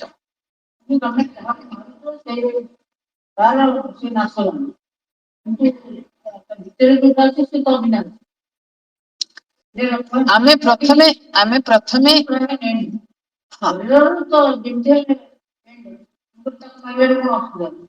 ସେଟା ତ ହେଲା ବାହ୍ୟ ଆକ୍ଷରିକ ଅର୍ଥ। ପ୍ରକୃତ ଯୋଗର ଅର୍ଥ କଣ? ନା ପ୍ରକୃତ ଯୋଗର ଅର୍ଥ ହେଲା, ତମେ ଭିତରେ ଆତ୍ମାକୁ ଉପଲବ୍ଧି କଲା ପରେ ତମେ ଯୋଉ ଜାଣୁଛ ମୋର କାମ, କ୍ରୋଧ, ବିକାର ସମସ୍ତ ଆସୁଛି, ଏସବୁଥିରେ ମୁଁ ସଂଶ୍ଳିଷ୍ଟ ହବାକୁ ଚାହୁଁନାହିଁ। କିନ୍ତୁ ଭଗବାନ କହୁଛନ୍ତି ନା ସଂଶ୍ଳିଷ୍ଟ କାହିଁ ହବନି? ତମେ ହଉନ। ଅସୁବିଧା କଣ? You are not going to lose yourself. Enter and transcend. ତମେ କଣ କରୁଛନ୍ତି? ତମେ କ୍ରୋଧକୁ ତ୍ୟାଗ କରିବାକୁ ଚେଷ୍ଟା କରନି, କ୍ରୋଧକୁ ଅତିକ୍ରମ କର। କେମିତି? ନା ଜାଣିଛ ଯେ ଏଇଟା ହଉଛି ନଶ୍ୱର। ତେଣୁ ଯେତେବେଳେ ତୁମ ଭିତରେ ଆସୁଛି, ତୁମେ ଯେତେବେଳେ ଆତ୍ମବିସ୍ମୃତ ହଉଛ, ତମେ ଆତ୍ମବିସ୍ମୃତ ହୁଅ ନାହିଁ। କାହିଁକି? ନା you are more powerful than that. ତୁମ ଭିତରେ ଯେତେ ଯେତେ ଦୁର୍ବଳତା ଅଛି, କୌଣସିକୁ ତୁମେ କିଛି ଭୟ କର ନାହିଁ। କାହିଁକି ଭୟ କର ନାହିଁ? ନା ତୁମେ ହଉଛ ଅବିନାଶୀ ଆତ୍ମା। ତେଣୁ ତୁମେ ତାଠାରୁ ପାୱାରଫୁଲ। ତେଣୁ ତୁମେ ତା ପାଖରେ କଣ ହବାର ନାହିଁ? ନିଜକୁ ହରେଇବାର ନାହିଁ। ତେଣୁ ଯେହେତୁ ନିଜକୁ ହରେଇବାର ନାହିଁ, ତେଣୁ ତୁମେ ପଶ୍ଚାତପଦ ହୁଅ ନାହିଁ। You enter life, you accept the world and manifest what you are. ତୁମେ କଣ ନା ତୁମେ ହଉଛ ଅବିନାଶୀ ଆତ୍ମା। ତୁମର ଯୋଉ ଅମରତ୍ୱ, ତୁମର ଯୋଉ ଅସ୍ତିତ୍ୱ, ତୁମର କର୍ମରେ, ତୁମର ଚେତନାରେ, ତୁମର ବାକ୍ୟରେ ତାହାକୁ ତୁମେ ପ୍ରକାଶ କର। କିନ୍ତୁ ଏହା ସହଜ ନୁହେଁ। କହିଦେଲେ କଣ ହେଇଯିବ? ସହଜ ନୁହେଁ। କାହିଁକି ସହଜ ନୁହେଁ? କାହିଁକି ସହଜ ନୁହେଁ? ନା ପ୍ରତ୍ୟେକ ମୁହୂର୍ତ୍ତରେ ଜୀବ ବା ସାଧକ ଆତ୍ମସ୍ଥ ହେଇ ରହିପାରୁ ନାହିଁ। ସେଥିପାଇଁ ଏହା କଷ୍ଟ। ତେଣୁ ଆତ୍ମସ୍ଥ ଯୁଦ୍ଧସ୍ୱ ଭାରତ ବୋଲି କହିଲେ ମାନେ ପ୍ରଥମ ହେଲା, ପ୍ରଥମେ କଣ? You accept. ଆକ୍ସେପ୍ଟ କଲେ ସିନା ଟ୍ରାନ୍ସେଣ୍ଡ କରିବ। ଆକ୍ସେପ୍ଟ ନ କଲେ ଟ୍ରାନ୍ସେଣ୍ଡ କେମିତି କରିବ? କରିପାରିବନି। ତମେ ଯଦି ପ୍ରଥମରୁ ତୁମେ ଜୀବନକୁ ଗ୍ରହଣ କଲନି, ଆଉ ତାହେଲେ ତୁମେ ମହାଜୀବନକୁ କେମିତି ଅନୁଭବ କରିପାରିବ? କରିପାରିବନି। ତେଣୁ ତୁମକୁ ଏଇ ଜୀବନ ଆଉ ଜଗତକୁ ସ୍ୱୀକାର କରିବାକୁ ପଡିବ। ଜୀବନକୁ ଆଉ ଜଗତକୁ ସ୍ୱୀକାର କରିବା ଅର୍ଥ ଯୁଦ୍ଧକୁ ସ୍ୱୀକାର କରିବା। କାହିଁକି ନା ବିଇଂ ଆଣ୍ଡ ବିକମିଂ ଭିତରେ ପ୍ରତ୍ୟେକ ମୁହୂର୍ତ୍ତରେ ସଂଘର୍ଷ ସୃଷ୍ଟି ହଉଛି। ତୁମେ ଯେତେବେଳେ ଗାଡି ଚଲାଅ, ଦେଖିଛ ନା ଗୋଟେ ଜିନିଷ, ଗୋଟେ ଚକ ବୁଲୁଥିବ ନା, ସେ ଚକ ଭିତରେ ଗୋଟେ ଅଖ ଅଛି ନା ନାହିଁ? ସେଟା ସ୍ଥିର କି ନାହିଁ? ତାକୁ ଆଶ୍ରୟ କରିକି ଚକଟି ଘୁରେ। ତେଣୁ ଏ ବିକମିଂଟି ହଉଛି ସେଇଆ। ଆଶ୍ରୟ କାହାକୁ କରିଛି? ବିଙ୍ଗ কে ଆଶ୍ରୟ କରିଛି। ସେ ବିଙ୍ଗଟି ସ୍ଥିର ଅଛି। ଆଉ ଯେତେ ସ୍ଥିର ଅଛି ସେତେ ଦ୍ରୁତ ହବ ତାର ଗତି। ସ୍ଥିତି ଯେତେ ଦୃଢ, ଗତି ସେତେ ତୀବ୍ର। ତେଣୁ ଯାହାର ଉପଲବ୍ଧି ଯେତେ ଗଭୀର, ତାହାର ଜୀବନ ସେଭଳି ପରିପୂର୍ଣ୍ଣ ଆଉ ବିସ୍ତୃତ। ତେଣୁ ଅର୍ଜୁନ ଯୋଉ କହିକି କଣ କହିଲେ?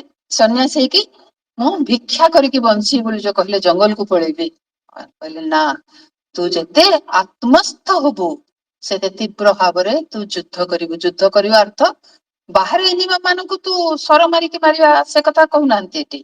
ତୁ ତୋ ଭିତରର ଯୋଉ ଆସକ୍ତି ରହିଛି, ଭିତରର ଯୋଉ ମୋହ ରହିଛି, ଭିତରର ଯୋଉ ଅଜ୍ଞାନତା ରହିଛି, ଭିତରର ଯୋଉ ଭୟ ରହିଛି, ଭିତରର ଯୋଉ ବିଭ୍ରାନ୍ତି ରହିଛି, ଭିତର ଯୋଉ ମାନୁଷୀ ବିଚାର ରହିଛି, ଏ ସବୁକୁ ତୁ ଅତିକ୍ରମ କରିବୁ।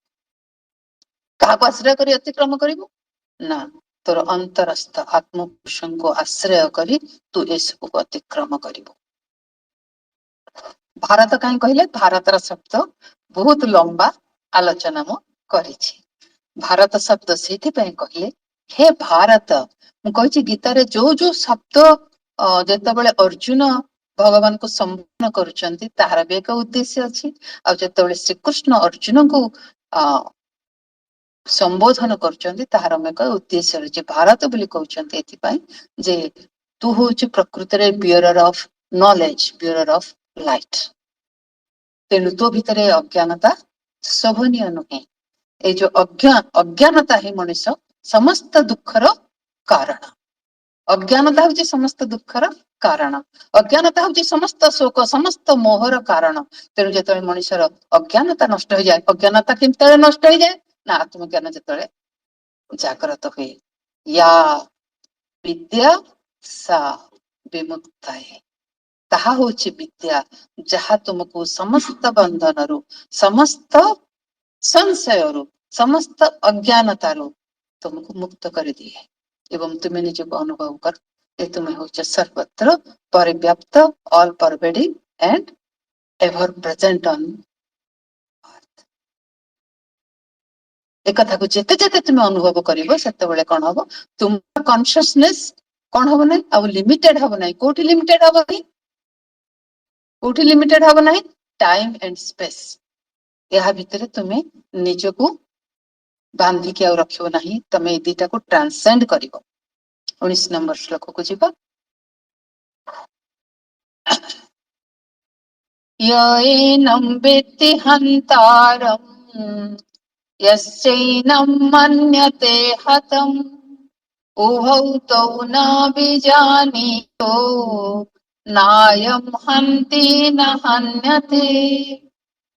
ବହୁତ ସୁନ୍ଦର ଶ୍ଲୋକ ଏଇଟା, ବହୁତ ପବିତ୍ର। ୟ ଏନମ୍, ଅର୍ଥାତ୍ ଏହାକୁ ଯିଏ ମାନେ ଯିଏ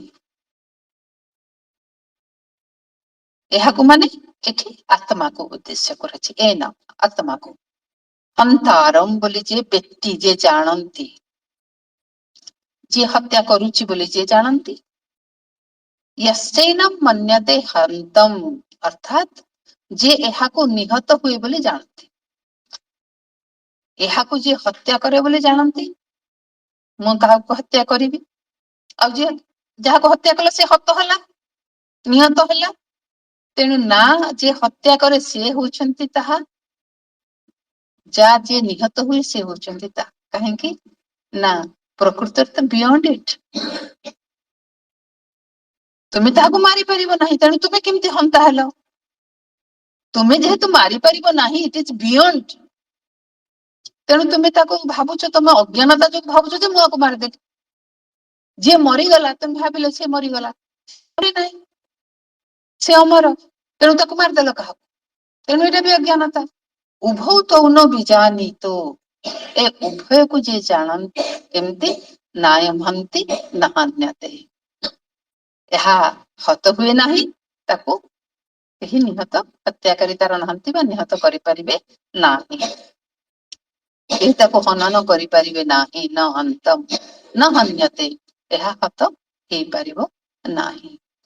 ତେଣୁ ଆତ୍ମାର ଏଇ ଯୋଉ ଅନୁଭବଟି କଥା ଏଠି କୁହାଯାଉଛି ଯେ ଏହା ନ ହନ୍ତମ୍ ନାୟମ୍ ହନ୍ତି ନ ହନ୍ୟତେ ନ ହନ୍ୟତେ ହନ୍ୟମାନେ ଶରୀରେ। ସାବିତ୍ରୀ ଶ୍ରୀ ଅରବିନ୍ଦ ଗୋଟେ ଜାଗାରେ କହିଛନ୍ତି ବଡି, ଆଜ୍ଞା ହଁ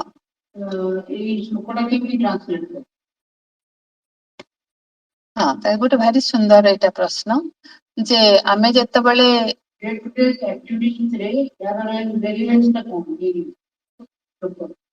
ହଁ ସେଟା ଆଲୋଚନା କରୁଛି ମୁଁ। ଶ୍ରୀ ଅରବିନ୍ଦ କହୁଛନ୍ତି Savitri, the body is a knot of soul and flesh, a transient home of an eternal guest, transient home। ଆମର ଯୋଉ ବିକମିଂ, ଆମ ଜୀବନର ପ୍ରତ୍ୟେକ ମୁହୂର୍ତ୍ତରେ ଆମେ ଯୋଉ କର୍ମ କରୁଛେ, କର୍ମ ସହି ଜନିତ ଆମର ଯୋଉ ସମ୍ପୃକ୍ତି ରହୁଛି, ସେ ସମ୍ପୃକ୍ତିରେ ଯେତେବେଳେ ଆମେ ବିଚାର କରୁଛେ, ତା ଭିତରେ ସେଠି ବୁଝିବାକୁ ହେଲେ ଆମକୁ ଠାକୁରଙ୍କର କଥାକୁ ଟିକେ ସ୍ମରଣ କରିବାକୁ ପଡିବ, ମାନେ ରାମକୃଷ୍ଣଙ୍କର କଥାକୁ ଅତି ସହଜ ସରଳ ଭାବରେ ଯେମିତି ସେ ବେଦାନ୍ତକୁ କହିଛନ୍ତି। ତ ରାମକୃଷ୍ଣଙ୍କୁ ଠାକୁରଙ୍କୁ ଯାଇକି ଜଣେ ଭକ୍ତ ପଚାରିଲେ ଯେ ସବୁ ତ ନାରାୟଣ, ସବୁ ନାରାୟଣ, ବ୍ରହ୍ମ, ସବୁ ବ୍ରହ୍ମ, ତେଣୁ ଆପଣ କହିଥିଲେ ବ୍ରହ୍ମ ବୋଲି, ତ ହାତୀ ଆସିଲା, ହାତୀ ପାଗଳ ହାତୀଟା ଦୌଡିକି ଆସିଲା, ଆଉ ଯୋଉ ଭକ୍ତ ଟା ଶୁଣିଥିଲା ଯେ ସବୁ ହଉଛନ୍ତି ନାରାୟଣ, ସିଏ ଆଉ ଦୌଡିକି ଗଲାନି, ପାଗଳ ହାତୀ ତ ନାରାୟଣ, ଠିଆ ହେଲା। ହାତୀ କଣ କରିବ, ଦୌଡି ଦେଇକି ଗଲା। ହେଲା ଏତ ତତ୍ଵଟା ଡେ ଟୁ ଡେ ଲାଇଫରେ ତେଣୁ ସିଏ ସିଏ କହିଲା ଆରେ ହାତୀ ଯେ ନାରାୟଣ, ମାହୁନ୍ତ ତାପରେ ବସିଥିଲା ନା ନାଇଁ, ମାହୁନ୍ତ କହୁଥିଲା କି ନାଇଁ ରାସ୍ତାରୁ ଉଠି ପଡ, ଉଠି ପଡ, ନା ତ ତୁ ଉଠିଲୁନି କାହିଁକି, ନା ତୁ କଣ ମାହୁନ୍ତ ନାରାୟଣକୁ ଦେଖିଲୁନି, ମାହୁନ୍ତ ନାରାୟଣ ତ ହାତୀ ଉପରେ ସବାର ହେଇଥିଲେ। ତାର କାରଣ ହେଲା ଯେ ଆମେ ବେଳେ ବେଳେ କଣ କରୁଛେ, ଅପରିପକ୍ୱ ବୁଦ୍ଧି ନେଇ କଣ କରୁ, ଯଥାର୍ଥ ଭାବରେ ସତ୍ୟର ବିନିଯୋଗ ଆମେ କରିନଥାଉ। କେମିତି, ଆହୁରି ଗଭୀର ଭାବରେ ଟିକେ ଏ ଶବ୍ଦକୁ ଆଲୋଚନା କରିବା ଯେ ଧରାଯାଉ ଜଣେ ସନ୍ନ୍ୟାସୀ ଆଶ୍ରମରେ ବସିକି ଧ୍ୟାନ କରୁଥିଲେ, ତ ଜଣେ ଆତତାୟୀ ଦୌଡି ଦୌଡି ଆସିଲା, ତାକୁ ଲୋକମାନେ ଗୋଡଉଛନ୍ତି ମାରିଦବା ପାଇଁ, ସିଏ କହିଲା ମତେ ଆଶ୍ରୟ ଦିଅନ୍ତୁ, ମତେ ମାରିଦେବେ, ଡକାୟତ ମାନେ ଗୋଡଉଛନ୍ତି। ସେ ଯାଇକି ପଛପଟେ କଣ କଲା, ସେ ଦେଖେଇ ଦେଲେ, ତା କୁଟିଆ ଭିତରେ ସେ ଲୁଚିଗଲା। ତ ସେମାନେ ଦୌଡି ଦୌଡି ଆସିଲେ, ଏଠି ଗୋଟେ ଲୋକ ଥିଲା କି, ଏବାଟେ ଯାଇଛି ଦେଖିଛ, ସେ କହିଲା ହଁ, କୋଉଠି ଅଛି, ସେ ଭିତରୁ ପୁଣି ଦେଖେଇଦେଲା, ସିଏ ଯାଇକି ତାକୁ ଟାଣିକି ନେଲେ, ମାରିଦେଲେ। ତ ଭଗବାନଙ୍କ ପାଖରେ ଯେତେବେଳେ ବିଚାର ହେଲା, ସେ କହିଲେ ଯେ ତାକୁ ପନିଶମେଣ୍ଟ ଦିଅ। କାହିଁକି ନା ତାର ମୃତ୍ୟୁର କାରଣ ସେ। କାହିଁକି ସେ ମୃତ୍ୟୁର କାରଣ ହେଲା? ପୁରା ସତ କହିଛି। ସେ ଆସିଲା, ହଁ ଭିତରକୁ ଯା କହିଲା, ଯିବି କି? ହଁ ଯା। ତ ସେମାନେ ବି ଆସିଲେ, ସେ ଭିତରେ ଯାଇଛି, ଦେଖିଛି, ହଁ ଗଲା। ତ ତାକୁ ସେ ଯାଇକି ମାରିଲେ, ତ ସିଏ ତ ମାରିନି ନା, ସେ ତ ସତ କହିଛି ସବୁ। ତାହେଲେ କାହିଁକି ସେ କାରଣ ହେଲା ମୃତ୍ୟୁର କାରଣ? ନା ବେଦରେ ଏଇ ଶବ୍ଦର ଗୋଟେ ସୁନ୍ଦର ଅଛି, ସତ୍ୟମ୍ ବଦ ପ୍ରିୟମ୍ ବଦ। ଏଇଠି ସତ୍ୟ ଆଉ ଋତ ଭିତରେ ପାର୍ଥକ୍ୟ ଯେ ଆମ ଜୀବନରେ ସତ୍ୟକୁ ବିନିଯୋଗ କରି ବିକଶିତ ହବାର ଯୋଉ ଧାରା, ତାହା ହିଁ ହଉଛି ମୂଳ ସତ୍ୟରେ ପହଞ୍ଚିବାର ଉପାୟ। କାହିଁକି ନା ଯଦି ତାହାର ସଂସାରର କଲ୍ୟାଣରେ ତାହା ବିନିଯୋଗ ନହେଲା, ଭଗବାନ ପାଖରେ ଯଦି ତାହା ଅର୍ପଣ ନହେଲା, ତାହେଲେ କଣ ହବ ନା ସେ ପୁଣ୍ୟ ଫଳ ମଧ୍ୟ ତୁମ ସାଧନାର ବାଧକ ହିଁ ହବ। ସେ ପୁଣ୍ୟ ଫଳ ତମକୁ କଣ କରିପାରିବ ନାହିଁ?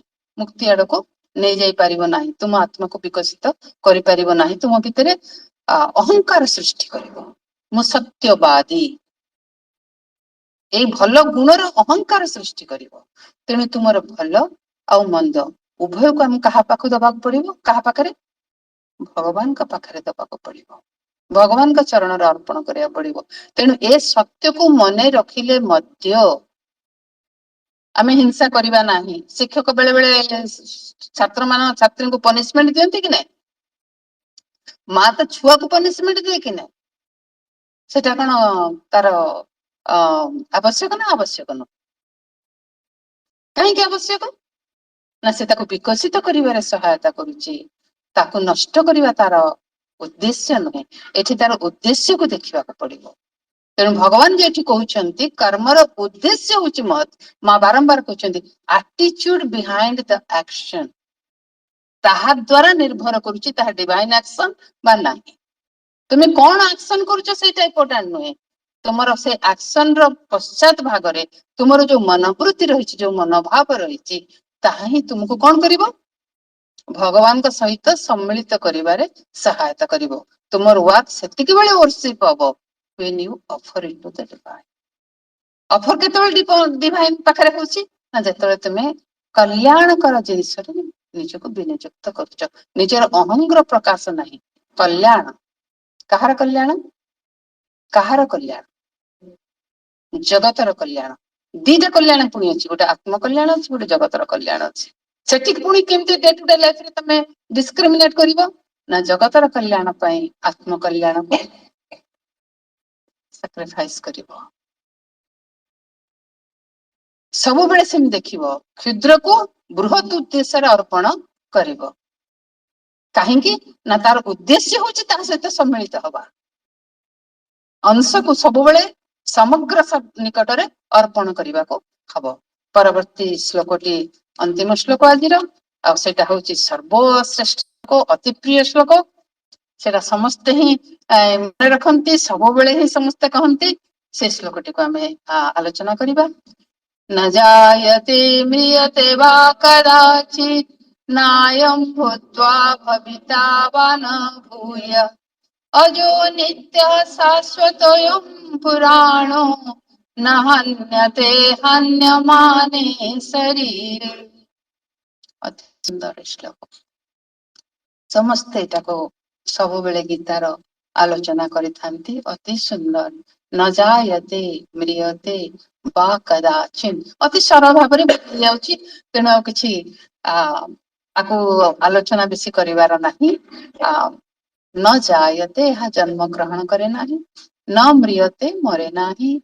ବା କଦାଚିତ୍ ନାୟଂ ଭୂତ୍ୱା, କେତେବେଳେ ହେଲେ, ଭୂତ୍ୱା ମାନେ ଜନ୍ମ ଗ୍ରହଣ କରି, ଭୂୟ ପୁନରାୟ, ଭବିତା ମାନେ ଏଠି ଅଭବିତା, ରହେ ନାହିଁ, ଜନ୍ମ ଗ୍ରହଣ କରି ରହେ ନାହିଁ।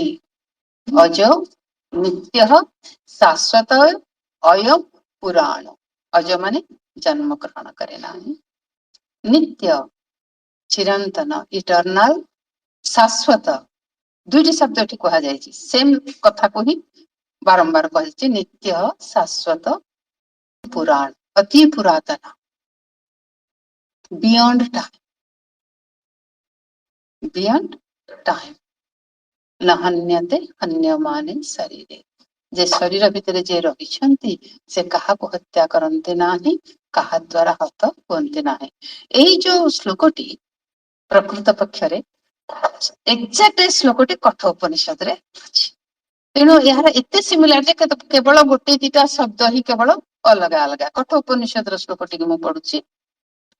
न जायते म्रियते वा विपश्चित् नायं कुतश्चिन्न बभूव कश्चित् अजो नित्यः शाश्वतोऽयं पुराणो न हन्यते हन्यमाने शरीरे। दीटा शब्द केवल अलग अलग अछि। बभूव कश्चित् और विपश्चित् और प्रायतः शब्दक शब्द समान एवं यही जो आत्मार कथा कहा जाए जे न जायते म्रियते वा कदाचित् नायं भूत्वा भविता वा न भूयः। आत्मार ए जो चिरंतन अस्तित्व ए चिरंतन अस्तित्व वा अमरत्व ए कथा को जेतेबेले जणे निरंतर केवल निरीक्षण करे और अनुभव करे सेतोले कौन हुए ना तार कॉन्शियसनेस अपलिफ्टमेंट हुए ऑटोमेटिकली जेमती बर्तमान देखो जे आमे गोटे प्रकोष्ठ भितर प्रवेश करिबा अस्त व्यस्त हेकी सब जिनिस पत्र फर्निचर पड़िथिबो मैला हेतिबो घर सारा असंगत हेकी रहिथिबो ताकू जदि आमे फ्रेश करिबा केमती करिबा ताकि सफा करिबा तापरे सब जिनिस को ऑर्डरली रखिबा नहीं कि ऑर्डरली रखिबा तापरे सफा हे गला पर शांत हे गला बसिले हमको कौन हबो लोक कहती ना माँ मैंने कहती शुणी न ओ कि शांति लगुच कहती ना सब सफासफी हो गला पर तुम बस जा ओह कि शांति लगुच कौन से अनुभव कौन से अनुभवटा हुए कि नहीं प्रत्येक दिन जीवन रे आमर कौन से अनुभवटा से अनुभव है एवरीथिंग इज इन ऑर्डर जेतेबेले सेटा अनुभव रे आसे हमर समग्र सत्ता कौन हो जाए रिलैक्स्ड हो जाए से रिलैक्स को आमे कहू ओह कि शांति माने आमर आ किछि प्रेशर नाही ऑल प्रेशर रिलीज्ड आम भितरे अफुरंत शक्ति सेतेबेले आसी जाए अन्य समय आम भितर छंदटा कौन होता है जो छंद से नष्ट हो जाए कौन छंद रिदम इज लाइफ छंद ही जीवन छंद ही जगत आते से रिदम भांगी जाए से आम कौन करूँ मृत्यु को अनुभव करता मृत्यु को अनुभव करता मैंने भाव आम तो केवे मरीनु केमती मृत्यु को अनुभव कलु मरीनु तो मरीन माने physical body is only existing consciousness रे प्रत्येक मुहूर्त में मरुचे प्रत्येक मुहूर्त मरी जाऊे केतले मरी जाऊे ना जिते विचलित होचे जिते आत्मा ठारू विजुक्त होचे जिते आम भितर ईर्षा आसूचे जिते हिंसा आसूचे जिते क्रोध आसूचे जिते प्रवृत्ति आसूचे से आम सब मृत हो जाऊे कहीं मृत हो जाऊे ना आत्मा ठू विजुक्त होचे जेते समय आम विजुक्त होचे सेते समय कौन होची कौन होची कंट्राक्शन होची संकोचन हला आतेबे आम आत्मा सहित युक्त होचे कौन होची प्रसारित होची विवेकानंद भारी सुंदर कहले expansion is life कंट्राक्शन is death तेणु डेथ कहले बर्तमान जिते आम प्रभु पाखक आस श्री अरविंदर तो विशाल काव्य सावित्री आपण मैंने समस्ते माँ श्री अरविंद को जानी आ विशाल चेतनार पथरे समस्ते आपण मैंने यात्रा करुछंती गोटे जिनस को जानतु any negation is takes us towards annihilation any negation आहुरी सुंदर उदाहरण देवी केमती हठात गोटे फोन आसला सकाळ सकाळ भोर भोर 4टा 5टा हठात तुम मन आस कार गोटे कौन होगला कि कौन से पॉजिटिव ना नेगेटिव कॉन्शियसनेस प्रथम आसो नेगेटिव ताको तुमको रिप्लेस करिया पड़ियो केमती नहीं सब ठीक अच्छे मोर फोन टा गोटे कौन बाजीगला कि देखे तो किए कौन करुची आगे रिलैक्स है कि तुम जो फोन टा उठेब तेन देखो सब ठीक अच्छे बंधु को फोन कल फोन टा से रिसीव कलानी ଜାଣି ଶୁଣିକି ରିସିଭ କରୁନି, ପ୍ରଥମେ ଥଟ୍ ଆସିବ ତାର ବହୁତ ଗର୍ବ ହେଲାଣି, ମୁଁ ଜାଣି ଶୁଣିକି ରିସିଭ କରୁନି, ତମେ ତାକୁ ରିପ୍ଲେସ କରିବ, ସେ ଏବେ କାର୍ଯ୍ୟରେ ବ୍ୟସ୍ତ ଅଛି।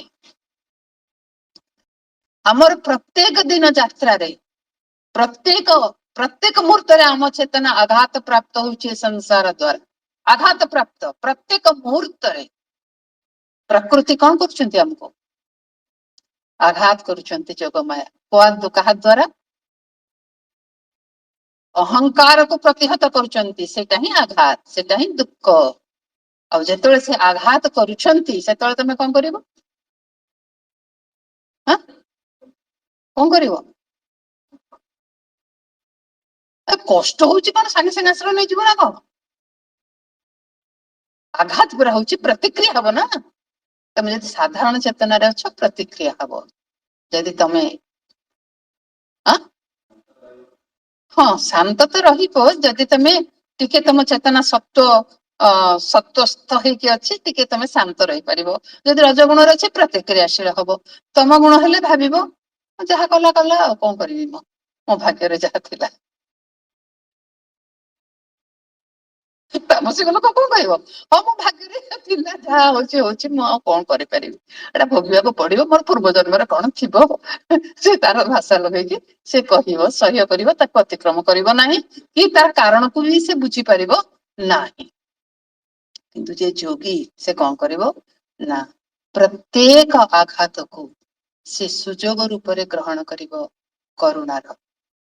ଏ କରିଛ ভালো নিঠুর হে, নিঠুর হে, এ করেছ ভালো, আমারে ধূপ না পোড়ালে, গন্ধ কিছুই নাই টালে, আমারে দীপ না জ্বালালে, দেও না কিছুই আলো, এ করেছ ভালো নিঠুর হে, নিঠুর হে, এ করেছ ভালো। তুমি মতে ଏମିତି ହିଁ ପୋଡ଼ି ଦିଅ ପ୍ରଭୁ, ଯଦି ପୋଡ଼ି ନ ଯିବି କଣ ଆଲୋକ ବିତରଣ କରିପାରିବି? ଯଦି ପୋଡ଼ି ନ ଯିବି ତାହେଲେ କଣ ମୁଁ ଗନ୍ଧ ବିତରଣ କରିପାରିବି? ତେଣୁ ଯଦି ଆଲୋକିତ ହବାକୁ ଚାହଁ ତାହେଲେ ଜଳିବା ଅନିବାର୍ଯ୍ୟ। ନ ଜଳିକି କଣ କିଏ ଆଲୋକ ବିତରଣ କରିପାରେ? ପୋଡ଼ି ନଗଲେ କଣ କିଏ ଗନ୍ଧ ସୁବାସ ବିତରଣ କରିପାରେ? ଘୋରି ନହେଲେ କଣ କିଏ ଚନ୍ଦନ ଟିକା ହେଇ ଠାକୁରଙ୍କ ମସ୍ତକରେ ଲାଗିପାରେ? ତେଣୁ ସଂଘର୍ଷ, ଯୁଦ୍ଧ ଅନିବାର୍ଯ୍ୟ। କାହିଁକି ନା ବିକଶିତ ହବା ଲାଗି, ତାଙ୍କର ଶରଣାଗତ ହବା ଲାଗି, ତାଙ୍କ ନିକଟରେ ଅର୍ପିତ ହବା ଲାଗି ଯୁଦ୍ଧ ଅବଶ୍ୟମ୍ଭାବୀ। ତେଣୁ ଆଜିର ଯୋଉ 5ଟି ଶ୍ଲୋକ ଆମେ ଆଲୋଚନା କଲେ, ତାର କି ପଏଣ୍ଟସ ଗୁଡିକ ହେଲା, ଜୀବନକୁ ଅସ୍ୱୀକାର କରିବାର କୌଣସି କାରଣ ନାହିଁ। ଏ ଜୀବନ ଆଉ ଜଗତ ହଉଛି କଣ? କଣ? ଏ ଗୋଲ୍ଡେନ ଚାନ୍ସ। ଗୋଲ୍ଡେନ ଚାନ୍ସ କାହିଁକି ଏହା ଆମ ପାଇଁ ସୁବର୍ଣ୍ଣ ସୁଯୋଗ? ନା, ତାଙ୍କୁ ଆମର ଏହି ଜୀବନ ଭୂମିରେ ପ୍ରକାଶ କରିବା ଲାଗି, ତାଙ୍କର ହବା ଲାଗି, ନିଜକୁ ଅର୍ପଣ କରିବା ଲାଗି ଏ ଜୀବନ ଆଉ ଜଗତ ହଉଛି ଗୋଟିଏ ଗୋଟିଏ ସୁଯୋଗ। ଆଉ ପ୍ରକୃତିର ସମସ୍ତ ସଂଘାତ ଆବଶ୍ୟକ, କାହିଁକି? ବିକଶିତ ହବା ଲାଗି, ବିକଶିତ ହବା ଲାଗି ଆବଶ୍ୟକ। ତ ଭଗବାନଙ୍କ ମିଳନରେ ଏ ଜୀବନର ସମସ୍ତ ବିକାଶ, ପ୍ରତିଭାର, ଗୁଣର, ତାର ଆବଶ୍ୟକତା ଅଛି ନା ନାହିଁ? ଅଛି ନା ନାହିଁ? ଅଛି। ଏ ସବୁର ଆବଶ୍ୟକତା ଅଛି, କାରଣ ଏହା ଦ୍ୱାରା ହିଁ ତୁମେ ବିକଶିତ କରୁଛ। ତୁମେ ବିକଶିତ ନହେଲେ ତୁମର ପୂର୍ଣ୍ଣ ଅସ୍ତିତ୍ୱକୁ ତୁମେ ଅନୁଭବ କରିପାରିବ ନାହିଁ। ପୂର୍ଣ୍ଣ ଅସ୍ତିତ୍ୱକୁ ଅନୁଭବ ନ କଲେ ନିଜକୁ ଅର୍ପଣ କରିବ କଣ? ଫୁଟିବା ଫୁଲକୁ ଭଗବାନଙ୍କ ପାଖରେ ଅର୍ପଣ କରାଯାଏ ନା କଢିକୁ? ମ କଢି ମାନଙ୍କୁ ନେଇକି ମନ୍ଦିରରେ ଦବା ଦେଖିଛ? ଫୁଟିଲା ଫୁଲକୁ ହିଁ ତାଙ୍କ ଚରଣରେ ଅର୍ପଣ କରାଯାଏ। ତେଣୁ ଫୁଟିବାକୁ ଭୟ କର ନାହିଁ, ଫୁଟି ଉଠ। ତେଣୁ ଆଉ କର୍ମ କେମିତି କରିବ ନା, କର୍ମ କରିବ ତୁମେ ତୁମର ସେଇ ଅନ୍ତରାତ୍ମାର ଯୋଉ ଅମୃତତ୍ୱ ରହିଛି, ଯୋଉ ଅମୃତ ସେଲ୍ଫ ନା, ବେଦ କଣ କହୁଛନ୍ତି, ଶୃଣନ୍ତୁ ସର୍ବେ ଅମୃତସ୍ୟ ପୁତ୍ରଃ। ତୁମେ ହଉଛ ଅମୃତର ପୁତ୍ର, ତୁମର ମୃତ୍ୟୁ ନାହିଁ। ସୁତରାଂ ଜୀବନ ଆଉ ଜଗତକୁ ସ୍ୱୀକାର କରି ତା ଭିତରେ ପ୍ରବେଶ କର। କାହିଁକି ନା ତା ଭିତରେ ପ୍ରବେଶ କଲେ ହିଁ ତୁମେ ତୁମର ସମସ୍ତ କଣ ରହିଛି ଭିତରେ ଯାହା ସବୁ ମଇଳା ରହିଛି ତାକୁ ତମେ ସବୁ ବାହାର କରି ଫୋପାଡି ଦବ। କେମିତି? ଛଣା ହବା ଦରକାର ନା ନାଇଁ? ଛାଣି ନହେଲେ ମଇଳା ସବୁ ଆବର୍ଜନା ବାହାରି ପାରିବ କି? ତେଣୁ ଏ process, life is a process, and that process କଣ ପାଇଁ? ଫିଲ୍ଟରେସନ ପାଇଁ ଦରକାର। ତୁମ ଭିତରେ ଯାହା କିଛି ମାନୁଷୀ ରହିଛି, ଯାହା କିଛି ଅପୂର୍ଣ୍ଣତା ରହିଛି, ସେ ସବୁକୁ ତୁମେ କଣ କରିବ? ଅଜ୍ଞାନତା, ସମସ୍ତ ନିର୍ಬೋଧତାକୁ ତୁମେ ଦୂରକୁ ଫୋପାଡିବ। ତୁମ ଭିତରେ ଯାହା ସବୁ ରହିଛି ପବିତ୍ରତା, ଯାହା ତୁମର ଅସ୍ତିତ୍ୱକୁ ପୂର୍ଣ୍ଣ ରୂପରେ ବିକଶିତ କରିବାରେ ସହାୟତା କରୁଛି, ତାକୁ ତୁମେ ସମ୍ପୂର୍ଣ୍ଣ ରୂପରେ ପୂର୍ଣ୍ଣ ରୂପ ଦେବା ପାଇଁ ଅଧ୍ୟବସାୟ କରିବ। ତାହାକୁ ତୁମେ ନେଇ କାହାକୁ ଅର୍ପଣ କରିବ? କାହାକୁ? ଭଗବାନଙ୍କ ଚରଣରେ। ସେଥିପାଇଁ ଶ୍ରୀ ଅରବିନ୍ଦ କହିଛନ୍ତି, ego is the helper, ego is the ବାର। ତୁମର ବ୍ୟକ୍ତିତ୍ୱ ପୂର୍ଣ୍ଣ ରୂପରେ ତୁମେ ନିର୍ମାଣ କରିବ, ଯାହା ଫଳରେ ତାକୁ ପ୍ରଭୁଙ୍କ ଚରଣରେ ତୁମେ ଅର୍ପଣ କରିବାକୁ ସମର୍ଥ ହବ। ଓମ୍ ପୂର୍ଣ୍ଣମଦଃ ପୂର୍ଣ୍ଣମିଦଂ ପୂର୍ଣ୍ଣାତ୍ ପୂର୍ଣ୍ଣମୁଦଚ୍ୟତେ ପୂର୍ଣ୍ଣସ୍ୟ ପୂର୍ଣ୍ଣମାଦାୟ ପୂର୍ଣ୍ଣମେବାବଶିଷ୍ୟତେ।